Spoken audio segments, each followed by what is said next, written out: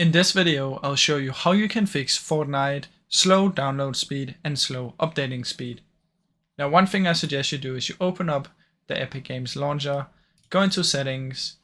In here, try and enable throttle downloads and type a really big number here and see if that works. Now, if you already have this on, you can also try and deactivate and see if that helps. Once you've done that, you can just close this down, come here, Epic Games, right click and exit just to make sure it's completely closed down. And once you've done that, what I suggest you do is you find your Epic Games launcher, properties, compatibility, activate these two, as well as run this in compatibility mode, and then try and reopen it. Now, another thing you should check for is if you have any updates or downloads on another app like Steam or Riot Games. If you're currently downloading or updating on any of those, it's gonna make your download and update speed so much slower on the other ones.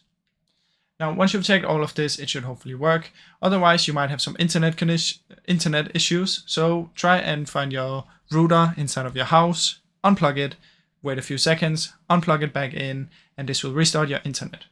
I really hope this video helped you. If it did, please leave a like and subscribe, as it helps me out a ton. Thank you so much for watching.